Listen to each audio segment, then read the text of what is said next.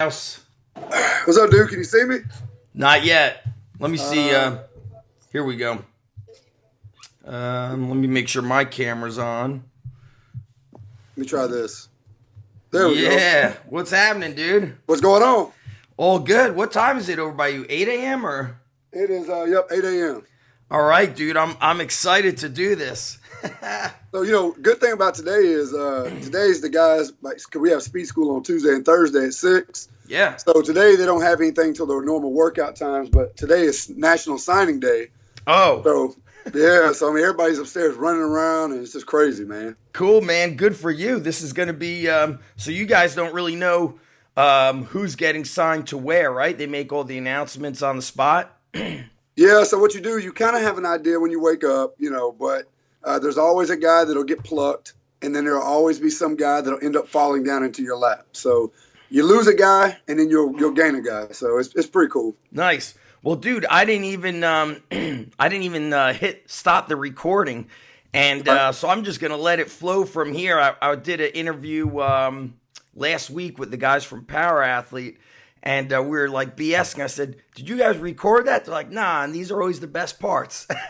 Exactly. When we think that we're not when we're not on the air. So let me do a quick intro for you, and then we're gonna kind of give people a background and talk about a lot of stuff. So first of all, everybody listening to your first time, welcome to the Strong Life Podcast. I'm with Jason Spray, Division I strength coach. He's at University, Middle Tennessee. I've been following you for a long time, man. I remember seeing articles and just, I don't know how I came across your stuff, but this is before, I don't even think I owned a gym. So I opened up the first location in '07, and I remember Yep. following and seeing a lot of your stuff. Back in the day, there weren't too many places to write articles for, so you've been at this for a while. And let's talk about, so kind of, right now you're at University of Middle Tennessee. You're the head strength coach for just football, correct? That's correct. I mean, that is, it's busy. I heard Joe Ken was interviewed, and he was saying the strength coaches for football, I mean, they're with the kids more than the head coach or any No of the doubt. football, meaning when school ends around May, mid-May, end of May, those coaches usually get a couple weeks off, but the strength coaches, it's like, you got no vacation. So 1 week. it is like the ultimate hustle. Talk to us about like how many hours a week you put in. Well, like you were saying, so the month of May, man, that's my wife. She always gives me a hard time about that because she's like, who goes on vacation in May? So we'll try to usually run down to Destin in Florida somewhere, Yes, and we're I like know the that. only people on the beach, Yeah. And so that I try to tell her that's one of the perks. At least we're not, it's usually cheaper, and then we can get around easier. Uh, but yeah, the month of May is typically the guys will get 2 weeks off. Yep. So what we'll have is a planning week with the head coach going over everything. Right. And then usually you have the problem of we have our national conference in May. That's right. So, you either kind of choose, do I go to the conference or do I go on vacation? Hells yeah. That's kind of how the month of May works. Yeah. And so Usually you'll have the wives make that decision for you. oh, no doubt. No doubt. Or she's like, hey, we need to clean out the garage, man. Like, what are you doing? Let's do something here. So, Oh, man. I try my best. I've been to the conference, to the CSCCA. I try to alternate years, but I always try to make sure I go on family vacations, because the kids need that. I've got a kid that's 4 and 2. Yep. And the wife, they need that. So, Absolutely. so most of the time I try to go to a Perform Better conference. I think it's in July. I'll run down one weekend in Chicago, and then I'll try to pick up another hammer strength clinic or two throughout the winter. Yeah. Have you ever spoken at Hammer Strength? I have. I spoke, I think it was 2 years ago in South Carolina. Yeah. And then I'm speaking again this month, actually, in Knoxville at UT. Nice. So what conference are you guys, University of Middle Tennessee? What conference is that? We're in Conference USA. Okay. Who's Yeah, some so, of the teams that you guys go against? So Marshall is in that conference. Wow. Western Kentucky, Florida Atlantic, FIU.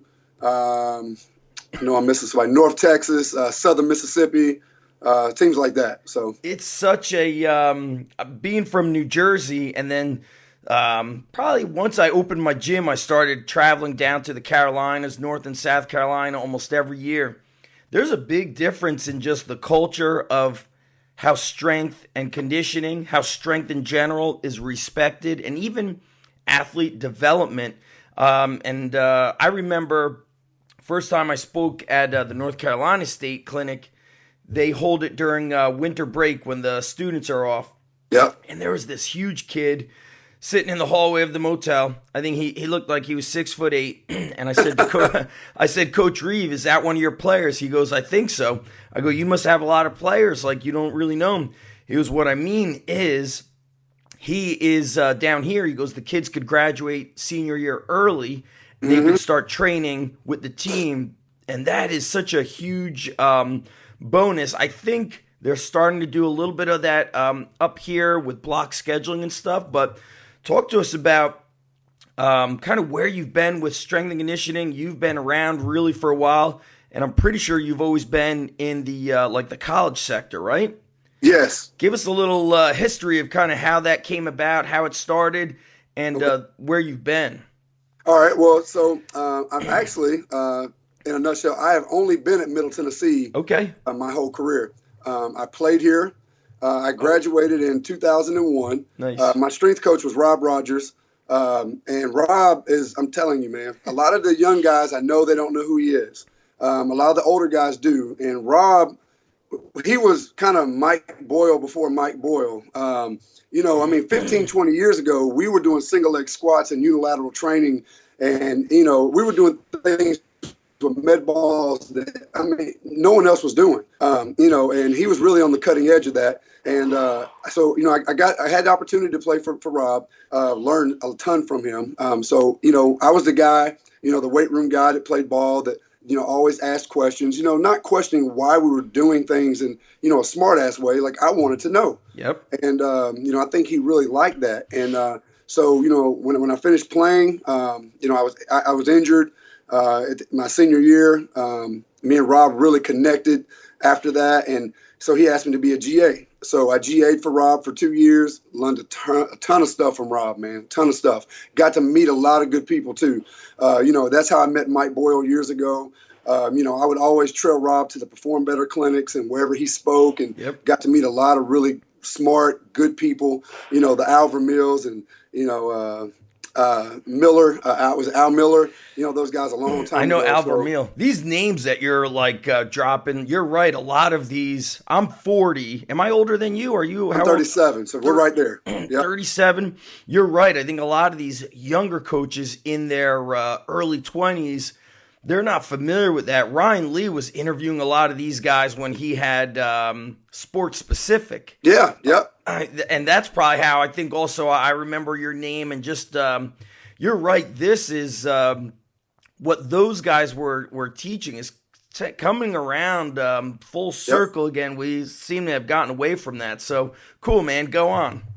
Yeah, so I got to meet a lot of those guys. They helped set my my base, and a lot of people may look at it as you've only been at Middle Tennessee, so maybe you're not that good. Well, I come back with I've only been at Middle Tennessee for this long. Maybe I'm doing a pretty good job, Yes. And I've had opportunities to go, and they've asked me to stay, and so the school means something to me. It's my alma mater, so that's why I've always been here. I worked basketball from 2005 all the way up till 2012. And during that time, I was the head assistant to football. So I've worked under Rob and I've worked under Russell Patterson. And I was hired here as the full-time football guy in 2012. Yeah. And like I said, I used to write for like Diesel Crew a little bit back in the day. Yes. And it was just, and what I think what happened was back then, I just had to try to make, I had a lot on my plate, I was trying to make sure I did the best job I could do here. I was trying to write, I was trying to do other projects, and I just had to step away from some of that for a while just to make sure that I was doing the best job I could do here. That's a true, I believe that's a true coach. I think it's, I've mentioned this to some people. I don't know if I ever mentioned it in public, but I remember when I had met Coach Reeve, he said to me, I don't really care who knows me or how I'm in some sort of public limelight. And I said, but this stuff that you're doing, you got to share it. And he said, I'm really only want to take care of the kids here at Wake. And I didn't get it as a new coach. And a couple years ago, it started hitting me, and I like stepped a step back from all that internet stuff and I tell it to my coaches too. I go, if one kid's in the weight room or 20 kids, I go, it doesn't matter. You give them your all, and you're right. Your emotional energy, you only have so much of it. You start putting it into the writing, to this. So you're all in as a strength coach, which I think is the power, and also your loyalty to your alma mater. I feel like that too, not from like the high school that I've been to, the town I live in. It's like I feel like those are some things that might be missing, especially in the world of the internet now. Like people want to be popular. Right. I find myself like reverting back to the cave more, where it's like I don't care what people think or what they know about what we do. And I'm glad I somehow came across you on Instagram, and you don't have no hashtags under anything. So I don't know how I came across it, but I was like, here's Jason. And it was just awesome seeing what you guys are doing. Well, first, I would like to say, too, yes. though, but what we're saying, I really appreciate guys like you and Mike Boyle and Joe DeFranco, because if you guys weren't doing what you were doing, a lot of young guys would be lost. I'm just telling you, man. You give them guys a lot of good direction. Cool, so, man. And I've read your guys' stuff forever. Oh, so wow. I just want to say, too, we appreciate what you do. I love hearing that. It's always it's like shocking to me because last year I was down south. I spoke at Georgia Tech, it just like blew my mind. Like when I got dropped off at the front stairs to like walk up into the to the whole building, it was like I can't believe I'm about to go speak in front. I can't believe I'm going to speak here. I felt like I was walking out of the first garage where I trained athletes at. Going there, and when I look at like why do good things happen, I always say it's because you just give your heart to the kids. I feel like that's a coach always said. Coaches always ask me, especially these aspiring coaches, they go, "What's the best marketing tip? What's the best training tip?" I go, "Care." I go, if you genuinely care, you will, like, everything else falls into place. You know what I'm saying? Yep. So I hear it in your voice. I always feel like I could sense somebody who cares a mile away. This is one question that I definitely got to ask you. So you came from a Division I school. You trained at the school that you're at under a different strength coach, obviously. And now we're in the year 2016. So you've been through like all this training for about 20 years under high level.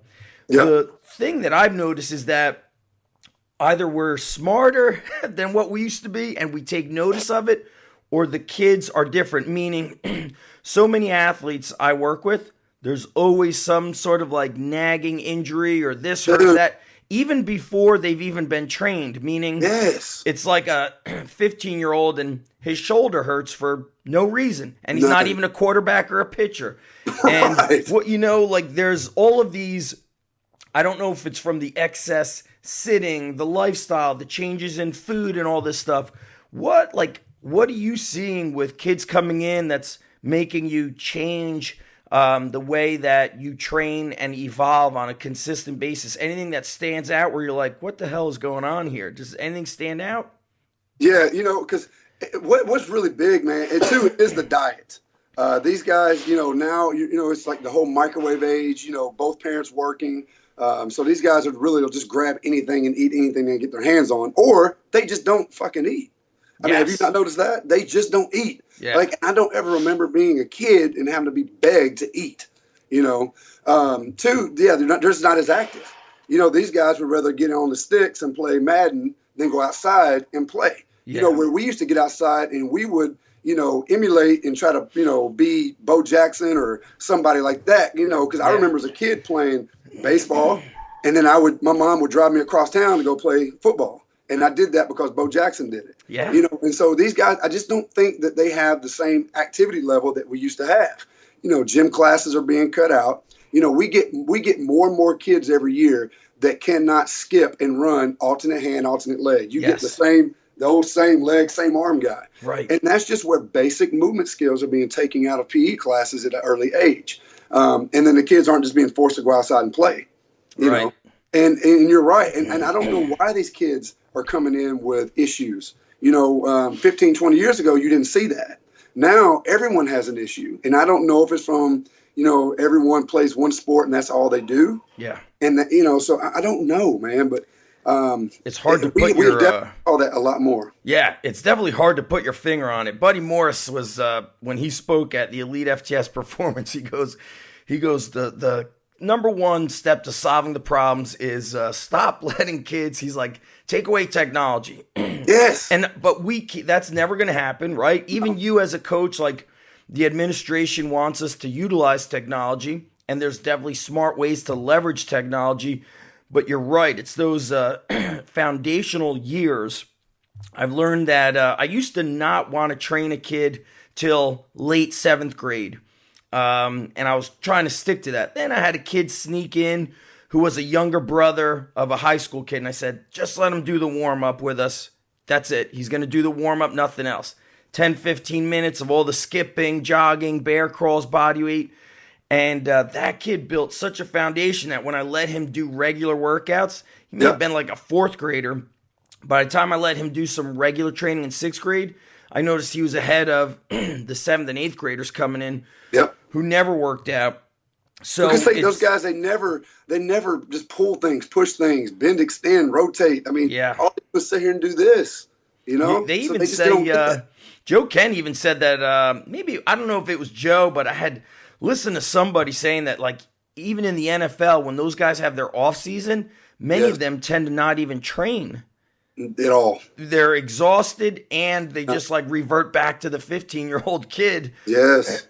So it's several guys. I trained several pro guys, and I mean, you won't see those guys until June. Why? Is it because they're beat up or just beat up, tired? The wife thing. You've been playing 17, 18 weeks of ball. It's time for you to come home and be dad. Yeah. They have money to do other things. Right.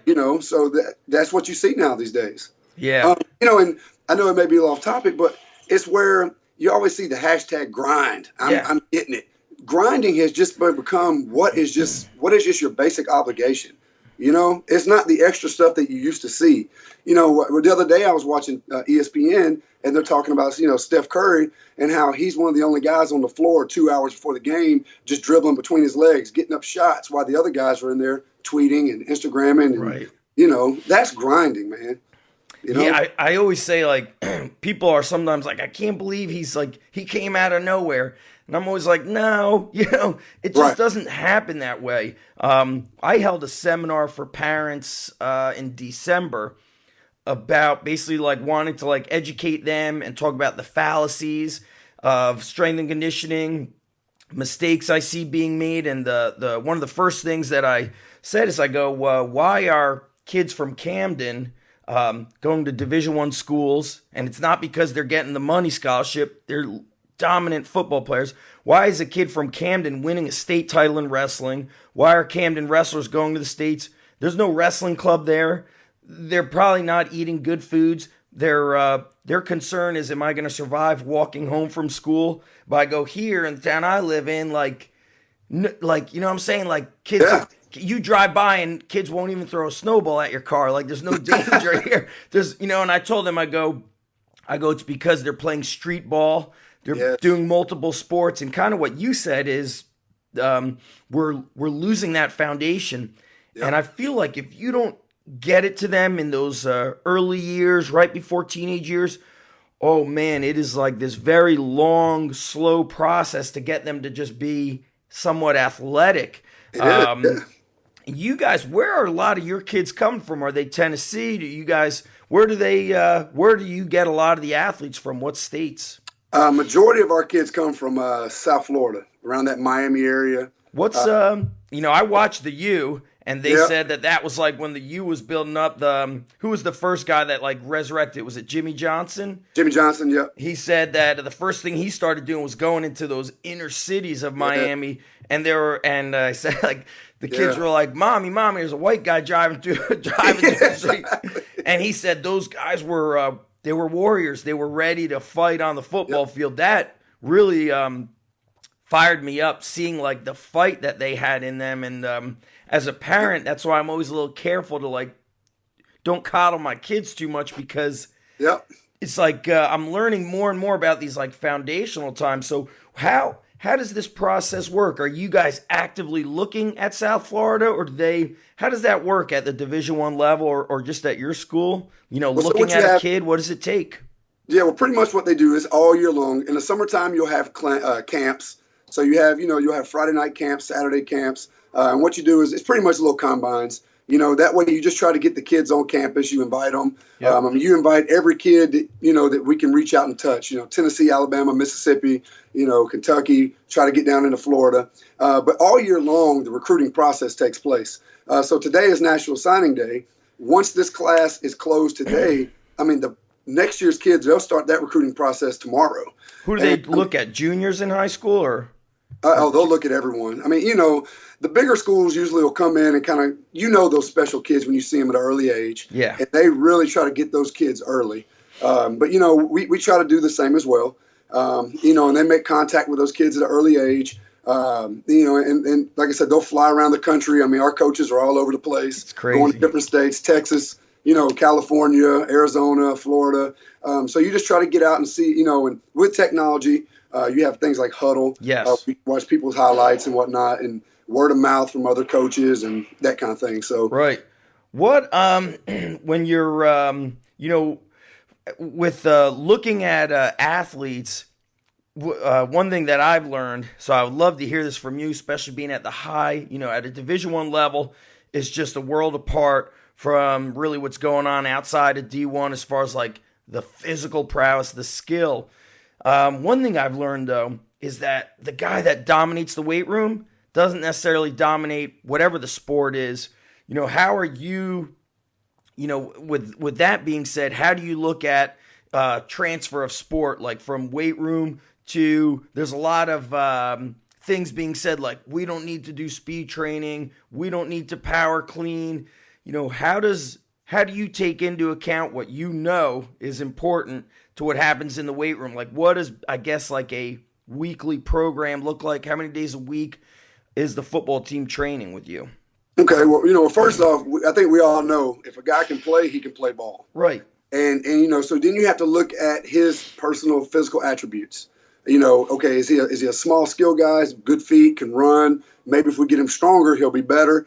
Sometimes you get the big guys that come in, and you see, okay, he's strong enough. Now we just have to improve his agility, mobility, yes, that kind of thing. Typically how the weeks go, in the summertime, we'll go 5 days a week.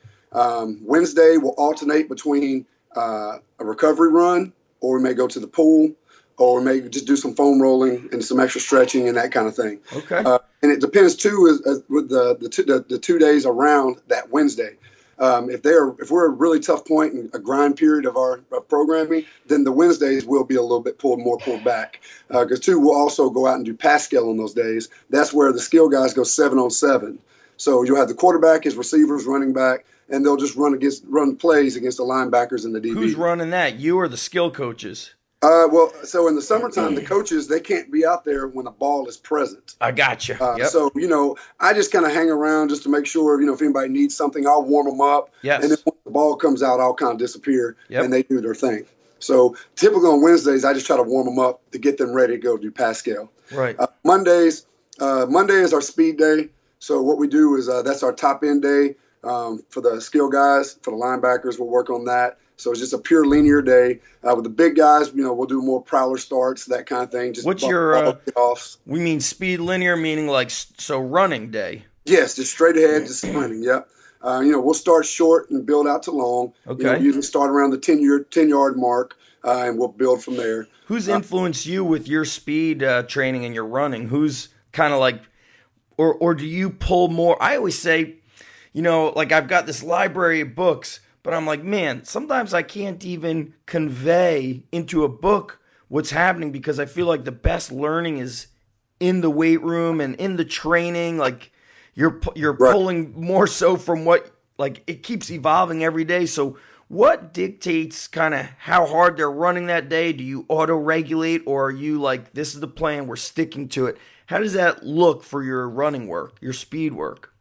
Yeah, I definitely do that. I will watch the guys. There's to a certain extent now. I mean, you can't be soft on them. You Yep. can't. But to a point, that's where as you as the head coach, you have to watch the guys and say, okay, we're going to pull back a little bit today. They just don't have it. Gotcha. You don't necessarily tell them that. Yes. But you just have to coach it. And sometimes you just have to kind of trick coach them and think that, hey, what we're doing is really tough, but it's Yep. really not. Yes. Because you don't want to be soft on them. The art but of coaching. Know that if we keep pushing, someone's going to get hurt. Right. Right. That's typically what we try to do. So Monday is all running. Big guys, skill guys, everybody. You separate, I guess you separate them? Yes, we do. So what we'll do is the skill guys will run first. They will lift second. The big guys will lift first, and then they will run second. So Always that way? Do you ever flip-flop that? We do. We definitely do. So on conditioning days, we'll flip that. So what we do is Mondays is our just straight ahead speed day. Tuesday is our change of direction day. And then Wednesday, like I said, is more of a recovery. Thursday is our strength day. So that'll be sleds, prowlers, hill sprints. Heavier stuff. And then Friday is just your pure conditioning. Okay. Now, we do throw in conditioning. We'll do short shuttle runs, like 60-yard shuttles, 90-yard shuttles. We throw those in after our change of direction work on Tuesday. Yeah. How does the lifting break down? Is it full body, upper, lower? How does that work? Yep. So we go total body. What we'll do, we'll come in, you'll do some sort of Olympic lift every day. Typically, some sort of snatch work will be done on Monday. Then on Tuesday, that'll be our power clean day. We'll pull from the floor. Yep. The reason why I do that is because with the skill guys, they actually back squat on Thursday. Okay. And I just don't want to pull from the floor because it's typically a heavier percentage, and back squat on the same day. Gotcha. Just because I don't want those two competing. And then we'll do our hang clean work or pull from a block on Thursday. And then Friday is more just fitness work. And it was something on Friday with the skill guys, it's an old 4 quarters workout that I got from Rob Rogers. We'll throw that in for the first couple weeks. And I mean, all it is a box. You pair it with a partner. Everybody has a box, and you have a 20-pound dumbbell. And it's just a series of movements, and you partner on and off, on and off, on and off. What and kind it's everything of movements? from snatches, squat jumps, split jumps. Yeah. And it is a kick in the ball, man. Yeah, it's what I've learned through the years of training is that, when I first started learning about the strength and conditioning, I always tell people my mistake was, I was highly influenced by the guys at Elite FTS and Louis Simmons. And what did Louis always say? Olympic lifters are weak. You don't need Olympic lifting. You could just jump. You could sprint. And to a point, that's true. But what I've learned in training is that there's a big psychological component. And when I started getting more proficient at the cleans and we started teaching, the kids took to it psychologically. They felt, they felt aggressive. So yes, and I think I also noticed they get bored of just trap bar deadlift, sumo deadlift, right? They like the ripping the weight off the ground, even if it's not perfect technique. Right. You know what I mean? They love it. So that being said, the teaching of those skill lifts coupled with what we said earlier about kids showing up not in shape, not knowing even how to body weight squat, right? Mm-hmm. Maybe you're getting them a little better because if you're getting kids from Florida and South Carolina and Texas, some of those schools do have a dedicated strength coach. Up in this Northeast area, a lot of the high schools, unless they're coming from a private school, it's they don't. So their skill is very off. How do you take? Is there a system for the incoming freshmen to build them into the program? How does that work? Yep, and to go back to your point where you're saying how guys get bored, doing the same thing. One thing we really try to do is we really get outside the box. And that's why I love what things like you do and Joe DeFranco does, because I'll steal that stuff. Yeah. Because they love it. Because at the end of the day, they're here to play their sport. They're not here to be a weightlifter or a power lifter. True. And at the end of the day, as long as you can get those guys in here and working and get them in shape and get them stronger, who cares how you do it? Yep. Just get them there. Let them get them out there, let them play their sport. But so when we get our new guys in, the thing we always try to do is we the freshmen or JUCO transfers, we put them in groups by themselves.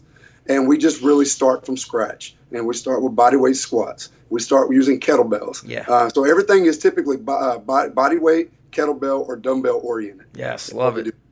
Yeah. Yeah. So it's really simple. Building up the base, right? Right. You know, Yeah. and once they show that they can do it, then we'll progress them on up.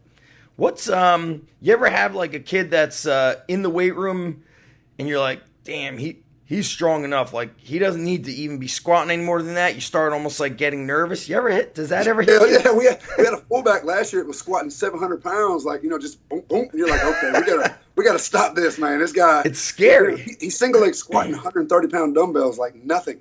You know, I'm like, okay, man, we got to find something else. You know, What do you and do so with that guy who's just a freak? Oh man, that's when you just you strictly, we do a lot of plyometrics, a lot of dynamic effort work, and we just try to keep him out of maximum strength exercises because I mean eventually there's going to be that, you know, he's going to get injured if you're not careful. So we just try to pull back, and you know, how are you going to go explain to your coach? Well, coach, we're trying to see if he can squat 800 pounds. I know. He doesn't care. You know, And as long as he's strong enough to do his job, that's all they care about. There's a lot of pressure on you as the football strength coach, and for everybody listening out there, if they don't follow the Division I strength and conditioning, basically, if a football coach comes in, a new head football coach, they clean house. Like I'm not far from Rutgers University. They got a new head coach, and boom, they got a whole new staff. Joe Connolly down at USC, they got a new head coach, a whole new staff. I even remember a friend of mine. He used to refurbish equipment. And he was in New Jersey, and he would clear out places like Boston University.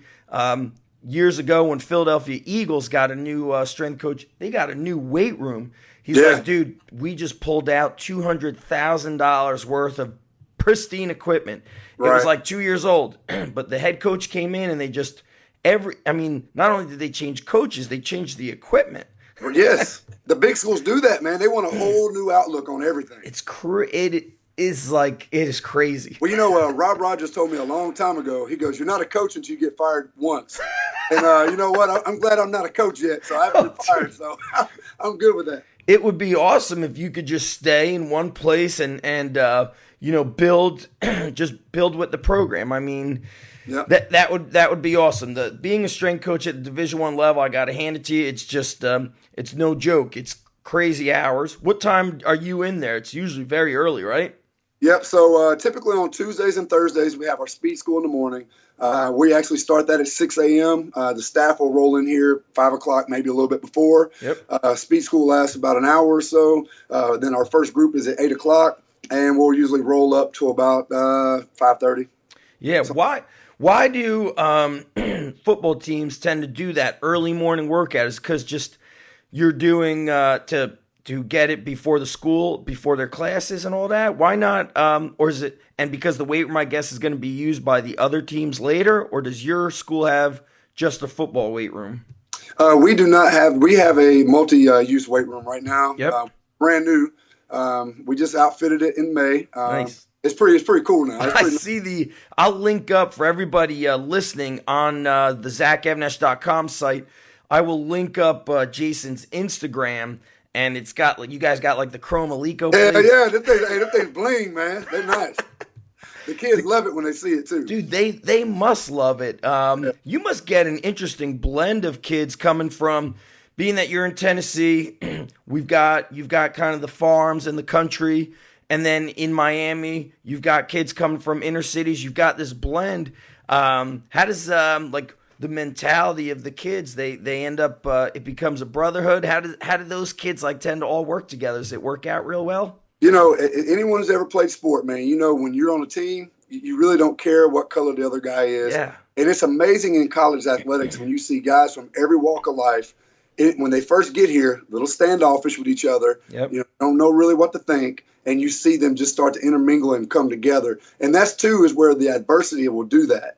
You know, and that's where sometimes as a strength coach you have to plant that adversity. Yeah. You know, if a guy's late, we're gonna punish everybody together. You try to make them come together, be accountable for one another. I mean, and two, once they actually hit the field and start playing, that's when you see that brotherhood come together. Yeah. You talking about sometimes a guy showing up late or maybe not putting in the work.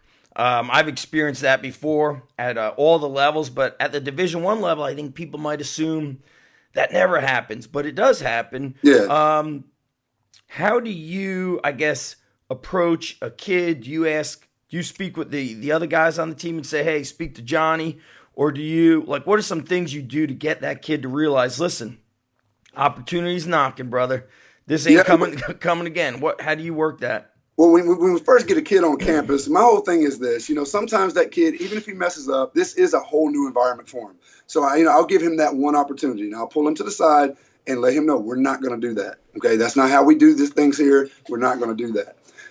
From then on out, your first miss will be 25 up down, or if you're late, 25 up downs for the team, and for the team, 50 up downs for the kid. All right, that's again, it'll go 50 for the team, 100 for the kid. If you're late again, then we're going to go outside and you're going to do 15 trips to the top. And the whole team's going to do that. And then if you're late, or if you just don't show up at all, then we'll come in at 6 a.m. and do a little extra running. Yeah. So they learn to do it, and then the other guys get pissed. Yes, they do. Yep, they do. And especially the guys, because it's always the guy, that does everything right, that it gets just pissed off because this guy's making him do extra running, Yeah. So, but that usually will bring them together. And if it doesn't, that guy usually doesn't last anyway. I hear you. How long?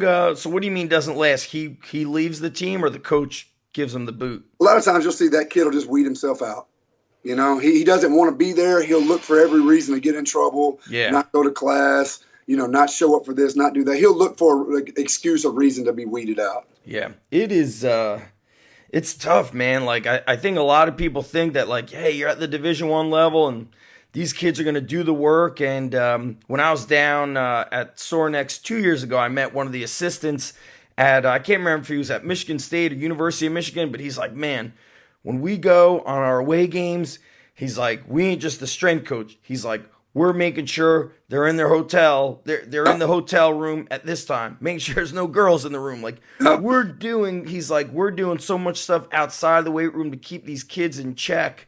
There's sometimes a big jump of responsibility from when they leave their high school, obviously, to being independent. It's tough for them. It's definitely tough for them. Especially the first year, the GAs and the football operation guys, they the player personnel guys. I mean, sometimes they literally have to grab these guys' hands and walk them to class and help them out. Yeah. Because sometimes they're overwhelmed and they just can't figure out the way around campus for a while. And so, you have to try to help them and try to, you want them to succeed. Yep. And, you don't want them to fail. So you have to kind of hold their hand at first and help them through things.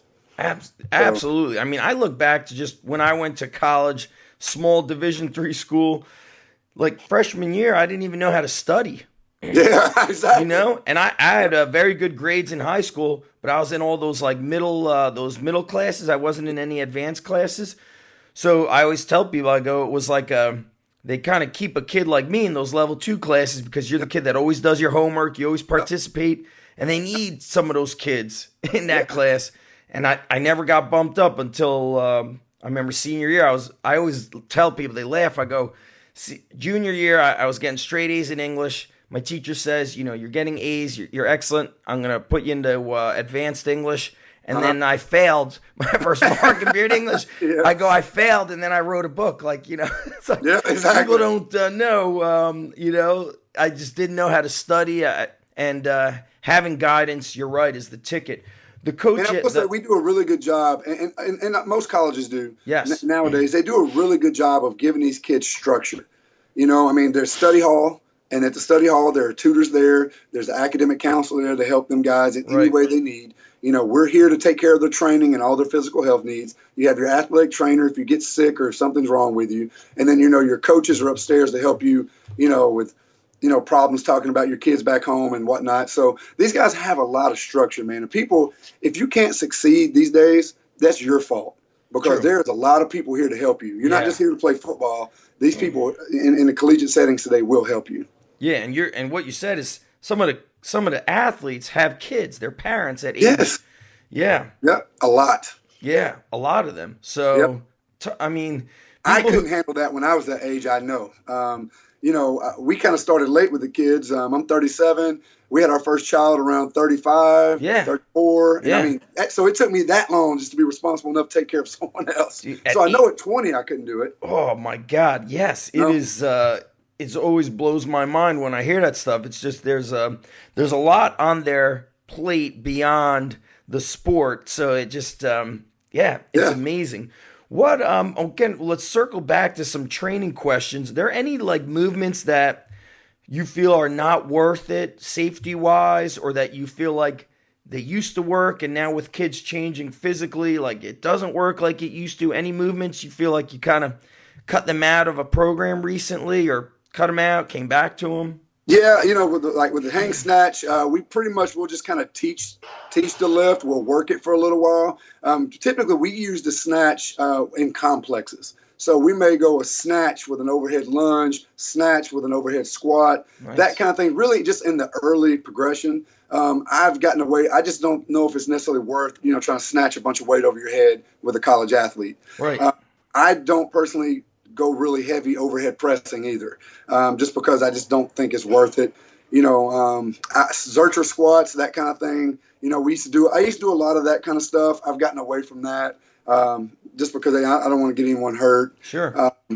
So typically in the weight room, I mean, I'm pretty basic. We bench, we squat, we'll do some deadlifts. Even once the deadlifts get to a certain weight, we will go away from those and go to a trap bar. Yeah.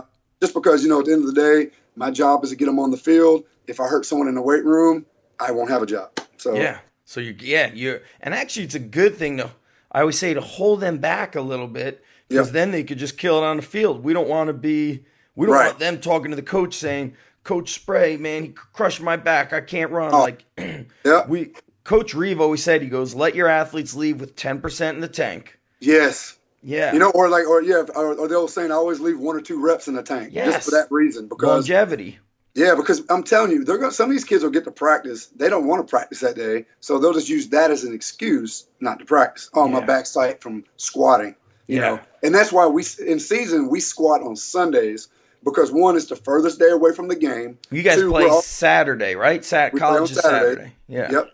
And so we'll squat on Sunday because it's the furthest day away from the next game. Also, that's a light practice for us on Sunday. It's a shirt and shorts day, only about 12 periods, just run around, get loosened back up, and then they're off on Mondays. So that's for that reason we squat on Mondays. Yeah. Your guys wear So- weightlifting Sundays. You guys wear weightlifting belts ever, or no?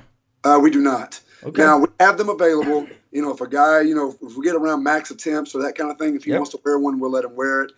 Some guys psychologically want one every now and again. I'm fine with that. But for the most part, no, we do not use them. Right. With in season and off season, what happens when in season rolls around and games start coming? Like, what does training look like? How many days a week with guys? All right, so we'll go 3 days a week. Sunday, the big thing we want to get in is our squat. All right, and then we'll superset that with some sort of push-up variation, and then we'll go with typically we'll go with inverted pull-ups, or maybe even some like some hammer lats. Yeah. Just something to get them loosened back up and get them moving around. Yeah. But as long as we can get good deep squats on Sunday, we feel pretty good about it. Yeah. And typically we usually try to leave an open set or two at the end and let them kind of choose their weight. So we have TVs set up in the weight room. We don't actually hand out their cards. And on the TVs, everything that is supersetted together is color coded. And that way they know which way to go. Yeah. And then if the number is in green, that means it's a green light, and you get to pick the weight on how you feel for that day. So that's what we try to do. Yeah. I like you give them, you like empower them Yes. to start making choices about, Yes. listen, man, you're feeling good. It's all right. Go ahead. Hit a little heavier. You're feeling banged up. Back off, but don't half-ass it. Exactly. Because a lot of times those guys, they want to do it. Yep. And if you give them that opportunity of let them choose, they'll usually hit a pretty good number for you. Yeah. And then on Tuesday we'll pull from the floor. It's a power clean day, and we'll do a little dumbbell upper body pressing, chin ups that day typically. Right. Of course, we'll get some core work, and then on Wednesday we come in. It's a lot of foam rolling, a lot of mobility work, and we try to let them get a little upper body pump, buys, tries, let them feel good. They love that stuff. Love it. They love it. It makes them Yep. feel good too. And sometimes I feel like that, when people always talk about the science of training, I try to explain to coaches, I go, scientifically they might say we're not supposed to do bodybuilding work, but if they start feeling good about it, then Yeah. they perform better. And that is the science. No doubt. I mean, because we all know when you get that pump, you feel good, man. It makes them There's feel nothing good. wrong with hopping down and blowing out some high volume sets of push-ups or some different, curl variations or triceps. Man, like they love that stuff. Yeah. And if you will give them the stuff that they like to do, they will give you the stuff that you need to get done in return. Right, right. That's Yeah. typically how I've always seen it. When you guys squat, is it always free, or you do box squats? Or I'm trying to think of the videos I've seen on Instagram. We have not box squatted in a while. Yep. I've just gotten away from it. With the previous strength coach, I saw some injuries with the box squat, and I just don't know. I feel more comfortable with just a free squat, Right. Because I don't like seeing those guys bounce off that box, and you can coach it, to the cows come home, and you Yes. still have that guy that's going to bounce his ass off the box. Yeah. In smaller settings, I'd be fine with it. How many But, kids if I have are 30 in? You have what, 30? You said how many at a time? Typically, we'll have 25 to 30 guys, but we have 5 coaches on the floor. But still, I just want to make I like from my eyes to be able to see the majority of the guys lift. So we'll front squat, back squat, goblet squat, things like that. We have a belt squat in here too for guys who need to do that. We even have a couple leg presses we'll throw in every now and then just for some high volume sets, pump some blood. Yes. Just because you can't get injured on a leg press, so we'll throw them on there just a day if we just want to grind them up a little bit. So. Yeah, I hear you. What's interesting is, some people are all box squat or not. They're only this way. What we'll do is I'll use that box squat. We were talking in the beginning about kids can't move. Like, man, kids can. I've got kids that I don't even want to. They can't even get into the half squat position before they crumble over body weight wise. So, looking at like that, we do use the box squat with the early guys, like you're saying. So. Yeah. Are there any guys? There's always that one guy that you're like, man, this dude, like his feet are always duck footed. It's like he can't go overhead. Like he's like the enigma. Like you can't even help the guy. Mike Boyle calls him the melted candle look. That's about what it is, man. They're just drooping and falling everywhere. Yeah. How do you try to pull? Because you got let's say we got 70 guys, 69 of them are killing it, and then Johnny's the one guy who ain't getting it. Like, what are some things that you do with that kid? We'll throw bands around the knees, do some bodyweight squats, goblet squat, try to have them, press out into the band, sit down in a good position. Sometimes we may put a medicine ball under them and have them squat down to a touch on the med ball, just so you don't get that rebound effect like we were talking about on the box sometimes. Right. We'll actually sometimes to keep their chest up, you take a mini band, pull it back to a pull apart, and have them try to set back down into the squat to keep their chest up. Gotcha. So just things like that. With PVC pipe, try to do it overhead, try to keep their chest up. Yep. And so we just try to find different ways that works for a kid because everybody's different. Yes, yes. Like we wish that everybody could fall into the program. Do you do it in such a way where sometimes, let's say, yesterday we had power clean plus a hang clean set on our program yesterday. Now, out of the group, I had 6 high school guys. One kid was able to do the power and hang clean. The other, I can't remember how many out of them. One was on the power clean and the hang clean. 3 went to a sumo deadlift, and then the other 2 were on a trap bar deadlift. So do you ever have that where this is where I want everybody to be, but you're like, this guy's just not ready for it? How do you guys break that shit up? Because your brain's got to be in a lot of different places. How do you work that when you're making the decisions? So typically what we'll do with our staff and for the group, you already kind of know, if you have Jason coming in who you can't clean worth the shit. So what we do is we have 5 coaches. Typically the 5th coach either handles the injured guys or the restricted guys. And so what he will do, he may not be able to clean, but he can come back in and he can decently front squat. Okay. Or maybe he can clean decently, but maybe he can't front squat or whatever. So what we'll do, we just pull that guy out of that particular lift. Yep. He'll go with the injured coach or the special need coach. We'll have some sort of lift there for him, and then he'll get back into the program where he can. Yeah, so. Cool. Yep, I like to do that too. That's good. That's good to hear that. Yeah. So all your experience has always been at the college level. Did you ever work with high school guys? Yeah, I've done some stuff on the side working with high school guys, and I'll tell you that was years ago. But I tell you, those were some of the most fun times I had because those kids that will actually pay for your time and come work out with you sometimes, man, they love being there, And I had a really good time with that. I've trained a lot of pro guys, NFL guys, former players. I see guys coming. Yeah, they're coming back. I saw on YouTube. I'll post up videos of guys that look like they were training with your college guys guys that came back, so prepping for a pro day, for a combine. Yep. What do those guys do? Do those guys just fall in with whatever you're training? Yep. So like a guy like Kerry Williams, right? He was just with the Seattle Seahawks. Played with the Baltimore Ravens, and Kerry's around 30 years old. He's a DB. So what he'll do in the summertime, we'll have about 7 NFL guys. Some that went to our school, some that didn't. That they'll come in and train with our guys. They like the atmosphere, and it gives them that throwback feeling of college. Yeah. Because they don't get that at the next level. For things we've already talked about. Right. So they'll come back and they'll train with those guys. And what we do is I try to let the pro guys have the option of, if there's a lift that you don't like, that does not agree with you or whatever that may be, let me know and I'll find something else for you to do to mimic that lift. Yeah. So you can stay in the flow of the workout. And that's typically what we do. Yeah, that's cool. And they love it too. And when we get to conditioning, when we get to the speed work, change direction, because all of our guys go at those guys, every day, because hey, that's a Super Bowl champion. I want to beat him on this drill, And so it makes a lot of good fun competition, and our guys love it, Yeah. So every workout, if we're like recapping, workouts are full body workouts, because you're doing a lot of the. If it's a full body day, is that because you're doing a weightlifting movement full body, or you're doing movements that are upper and lower, meaning you're doing an upper body push pull and then maybe unilateral lower? Is that why you call it full body? Okay. So typically what we'll do, we'll have two supersets, okay, or trisets, however you want to look at it. This is after the Olympic lift or plyometric is done that day. Because sometimes we will take the Olympic lift out and just go strictly into plyometrics. But what we'll typically do is there'll either be a push, there'll be some sort of push. So if it's an upper body dominant day, you may have a bench press.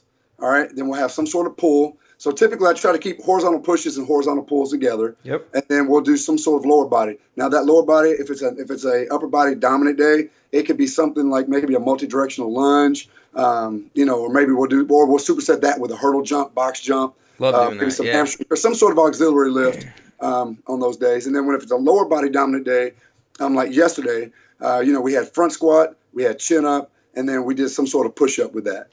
What kind of push-up variations you guys like to do? So what we try to do is, especially early on, we try to bring them in. We try to kick them in the balls a little bit. Just set the tone for the off season. Sure. We may go push-up ladders, which I'm sure you've seen. Hit every rung all the way down. Yesterday we actually went Bosu ball push-ups for time. We went 2 sets, 30 seconds. So we went 30 seconds on those. There's some different ones we'll do that we just kind of come up with over the years. Chain push-ups, like a lot of people seen. The drop set with a chain. So we try to go 2-week cycles on the push-ups. Those, you talking about like getting them mentally ready. The kids that are coming in to freshman year, they're like babies compared to the kids that have been around even for just one season. It's like babies compared to men, and you do have to you got to mentally get these guys in gear. I think once the mind is in the right spot, then they have an understanding of what needs to be done in the weight room, in school, football practice. I tell people that a great strength coach will change the team. I mean, you build mental toughness, dedicate. I mean, I think it's the ultimate equalizer. And I know people say, well, if all things being equal, I also know nobody's equally skilled, but I've seen a lot of our kids just build a very unique confidence and toughness because of some gut check workouts that they went through. Right. And, and the big thing I try to do is we're Division I, but we don't have a lot of 5-star guys running around here. So the big thing I have to do is we don't typically have a lot of depth. Okay, so we have to keep our best players on the field and try to keep them healthy. Also, they have to be in shape. They're going to take on a lot of reps. We've had several guys take well over 1,000 snaps a season, and they've been our best players. But and so that's where in our summer conditioning and all year long, but especially in the summer, these guys know. I mean, we run a lot, and we make sure they're in shape because the rigors of the long season. Everyone runs a spread, no huddle offense, so everyone's got, and a lot of times I think people forget offensive linemen, the big guys, they have to be in shape. Those guys don't sub out. A wide receiver may sub out. Those big guys don't come out. They're out there the whole game. So, and the quarterback, he's got to be in shape. He has to be able to run around. He has to be able to think. He has to be able to bark out signals, So, and on defense, Now that you see, if you're running a spread offense, if you go 3 and out, that defense is right back on the field. Those guys have to be in shape. So, that's where in the summertime, we really make sure our guys are in shape. And that's why we train the way we train in the weight room. We superset everything. It's not CrossFit. It's not overly fast, but we're not going to just hit a set of bench and stand there. No We're going to good. set a bench. We're going to superset it with this. We're going to superset it with that. Then you get a drink of water. Then you get back to whatever station you're at and let's go back to work. See, I think that's better. And, I like to talk about how, in the science books, right, they'll say if you're doing a power movement, meaning you're trying to build explosiveness, or if it's a strength move at a high percent, like they talk about, you got to rest like 7 minutes. You cannot, Right. in today's day and age, they No. will lose focus with resting too much. Yep. And I always say, like, we can't make the training environment perfect because there ain't nothing perfect on a No. football field. It's all like unexpected. It's Right. completely variable from Yep. the weather to maybe how the kid feels that day to, I mean, the Yep. emotions that they got. Maybe he's a new father Yeah. that week, and now it's like his first game starting. If the workout is perfect, then he's going to get killed out there. So we Right. do. I believe in those supersets and those couplets because it's another way to develop that fitness. Dude, you're never going to get fully recharged in a game. You're Never. not. I mean, you're not. I mean, you go to a football practice, man. Yeah. There's drills going on the offensive side of the field. You got 4 quarterbacks throwing the ball at one time, and there's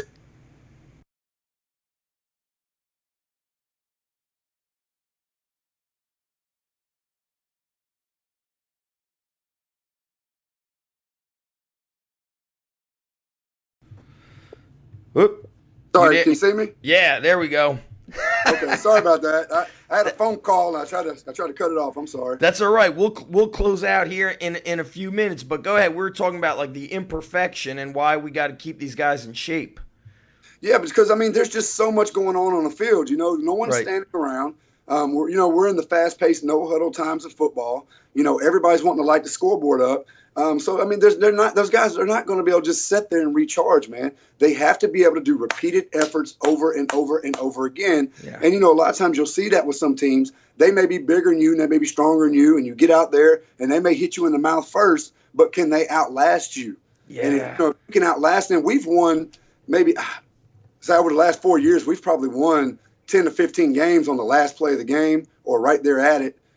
It's just because our kids don't quit. They may not be the best player in the world, the biggest guy, strongest guy, but they don't quit. They're in shape and they'll fight you. See, I think that's the big key. I've seen a lot of kids that were highly talented in all sports, and a lot of people think I just work with the wrestlers, and you're talking about football. I've seen it in all sports. Like it catches up to people if they're not doing the work. Meaning, as piggybacking on I said, like a strength coach could change a team. So when a kid is very successful, sometimes a parent will be like, I'll just take him to the gym with me. Like those little details can't be, somebody like you who understands the art of training and the science, like that's what builds the best athletes. Yeah, and that art, the art just as well as getting the buy-in from the kids too. The buy-in is huge. And I think I heard, Al Miller say that a long time ago like the science and the art. And he goes, the art is taking the science, applying it to everyday's workouts, but getting the kids to buy in and do it is the biggest sign of the art. So, yeah. Real quick question, and we're going to close out it soon. When you guys are doing the big lifts, the squat, the bench, snatches, cleans, what's like a rep range? Do you guys, what's the rep ranges on those?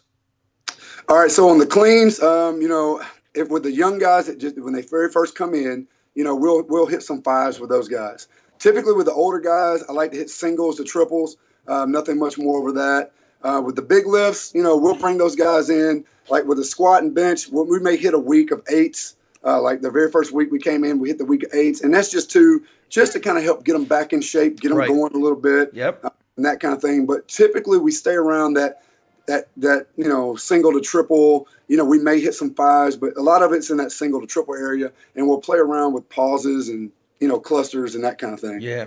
Do your like your special skill guys, like your kickers, the quarterback, do they not bench? Do they have to train different? How does that work? No, I like, I think I heard Jim that you interviewed a couple weeks ago, maybe, or from Kennesaw. Yes. Very, very similar situation. We want our guys to be a part of the team, and Yeah. they want to do that. They them and like golfers, they get tired of being treated like like secondhand sluts, man. They want to train and they want to be Yes. with guys, And I think that's good for the guys to see them sweating, see them grinding with them. Because last year, it came down to the very last play against Illinois. At Illinois, and our field goal kicker missed it, with 1 second left to win the game. And our guys, they rallied around him and they loved him and hugged him up and told him that they'd be there with him. And I think that's because they know he cares about them, he works with them, Right. and they don't try to get out of stuff, So I think that's important to throw those guys in there. That's good to hear that for other coaches also, because people that are in like a private sector like myself, they get approached by parents, and maybe the kid is just a kicker or a quarterback, and the parent is like, I'm a little bit worried, or my son's a baseball player, God forbid he's going to bench press. They get so worried about this, and I look back all the way to when I was in high school, and I remember Mr. Wojcik. He was the football coach, and when I was there, they won the states my sophomore and junior year, and I think like freshman, senior year, they were set runner-ups. And I remember Coach Woj, like, everybody was benching. There was like 15 guys behind each bench. There's 2 benches, and I remember seeing the quarterback. Yeah. Like every other guy's like 185 to 235. Quarterback's 150, but he was benching. Damn And right. I remember the kids telling me, they're like, "Yeah, man, he throws bullets," and it's because they didn't. I think they didn't treat him different. This is like 1991. Nobody knew really about sports specific. Give me my rotator cuff. And Right. I've heard other D1 coaches who've been experienced, who've been kind of around, they're in their 40s, 50s. They say, man, our toughest football teams always came when the quarterback would lift with the linemen. Like Hey, you know what? Yeah. Our best player is our quarterback, and he is our toughest player. He's tough as shit. He's the head coach's son. I mean, dude, he gets in here yesterday on a clean. He hit 125 for a double. So you guys go by kilos when you're measuring the weightlifting. Yes. Nice. Well, one, it's just easier for me too to count it up, because I'm looking at the shit and I'm like, all right, that's this, that. So it just makes it easier. I know red is 25, blue is 20, and so on. So I tell people, I always tell the athletes, I go, you guys got to learn your mathematics right here in the weight room. Like, they're always telling me, add that up. I go, guys, that's easy. 135, 185, 220. Like, I'm always doing the pounds. I go, that's how I got good at math. I added up all these weights. Yeah. And going back to the quarterback, like, if you can't treat him so specialized, because in a game, he's going to get hit. That's right. And especially in today's football with these spread offenses and quarterbacks having to run, he is a running back that can throw. He is going to get hit. So you have to train them and get them ready for that contact. That's always been my belief. Yeah, that's cool to hear that, and it'll give confidence to the independent coaches out there, because I think parents are super uneducated nowadays, and they think like the 7th grader has to have a specialized program. Although there are like things that I work around carefully. Nowadays, I think it probably started a little bit after you and I were getting out of high school, or maybe getting out of college. Back when we were in high school, the sport was just one season. Now you have baseball as fall ball, spring. Right. Football, there's some camps in the springtime, so they're not getting, beat up as much. But wrestling used to just be winter. Now there's wrestling clubs. It's really 11 months out of the year. So basically kids are doing kind of like 3 times. They're doing 3 years of work within 1 year. So maybe a 7th grader, I always say like his shoulder and arm health is maybe that of a freshman in college who started pitching as a freshman. It's like, so it's a lot of tricky things. What do you guys use? What's your software that you track the lifts, or do you guys just use Excel and put it up on the screens? We just use Excel, and when we're on the floor, we log all the big sets. That's it, right? The big stuff? Yep, and when we log it, we take it back. We'll stick it in an Excel spreadsheet, print it off for the next week, and that way, it just has all the weeks built up, and that way we know where the guys are. I know technology. There's some companies out there that I've seen. And that's not my strong point. So. Yeah, me neither. and sometimes I feel like it could work. Like once kids start to know what's heavy, what's not, Right. like tracking is good. Do you guys have a record board on the wall or no? We do not. Yeah, see, sometimes it's a good thing. Sometimes it's like, who cares? Because, like I said earlier, I remember it always hit me when I first opened my gym. The strongest kid, like, I remember the football coach, he went to a D3 school, and he's like, dude, this kid is always hurt. Like, he's not in shape. They told me he was like the biggest wimp, but he was stronger than all our other guys. He could deadlift, Right. bench, and squat more, but he couldn't do a lunge. Couldn't do a push-up. He Yep. definitely couldn't do a pull-up. I mean, he would do one set of farmer walks, and then he couldn't hold the weight anymore. And that taught me a big lesson that, man, who cares if somebody's lifting more? Like, that's just a small piece of the puzzle. Doesn't even matter, man. They Yeah. can play. They can play, brother. That's it. Cool, man. Well, this has been great. Are you like open if anybody needs to reach out to you for questions, or how should people contact you? If I know you're super busy, but let's say somebody listening wants to have you speak at their clinic, or they want to talk about being a strength coach, or you're on Twitter or no? Yes, I'm on Twitter. Okay. It's just my name, Jason Spray. Good. I got you on Instagram, so we're going to link that up, and we'll let people reach out to you like that. That way they don't clog up the email inbox. Okay, sounds good.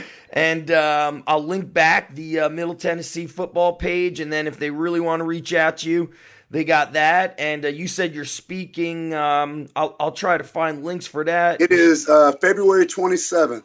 Okay, so right now it's February 3rd, and you're going to be speaking in Tennessee, or? Yep, in Knoxville at the University of Tennessee. Nice. At their Hammer Strength Clinic. Yes, those are great clinics. They are. They're really good, and they're very affordable too. Yeah, and I'm not just saying that because I've spoken at them, but like they provide people with lunch, and it's just and being down south, like I tell anybody who wants to learn. Nowadays with the technology, like a lot of these coaches, they're like, I'm only going to learn if it's like on the computer. Man, there's a beauty behind like getting in your car, driving 12 hours to go to that clinic because you feel the work. You put in 12-hour days. You just said you're there at 5 a.m. and then you're leave at 5:30 p.m. That's a 12-hour day. I mean, I think it's important for coaches, so just because you don't live in Tennessee, you don't need to make the trip to Tennessee. Take a drive and go and learn from the coaches and learn from the people watching. It's amazing. And it's a great networking opportunity That's as well. what I'm saying. It is awesome. I met some really awesome people speaking at these events, and I love them. So I'm going to link that stuff up. Anything else you want to talk about or get out there? No, I just want to make sure I say, I appreciate, what you guys do. I think it's a great resource. You've been doing it a long time with a lot of success. I used to love those battles that you and DeFranco had. Yeah, I was thinking about that. Those were awesome, man. So I appreciate that kind of stuff, man. It means a lot to a lot of guys, So cool, man. It's definitely hard whether you're independent or college sector. I think it's just constantly getting better and learning every day, and that's the best way to just give back to these kids is and then some of these kids go on, like, you're working with these guys going into the NFL, and today's National Signing Day, so it's going to be it's a big day for a lot of people. Yeah, I got to run upstairs and kind of see who we've got before our first group. Our first group is at 10:30. Okay. So I need to get up there and check out, see who we got. All right, man. Keep going. Cool. Well, Jason, this was awesome. For everybody listening, go to ZachEvanesh.com. That's the same as undergroundstrength.tv. I'm going to link up Jason's Instagram, Twitter. Those of you that are within some sort of a drive, heck, 12-hour car ride, go see Jason at this Hammer Strength Clinic. I'm going to find that link, share it out, and man, been a pleasure speaking with you, and I love seeing what you do, my man. All right, thank you very much. I appreciate everything, man. Thanks, everybody. Everything, man. Thanks.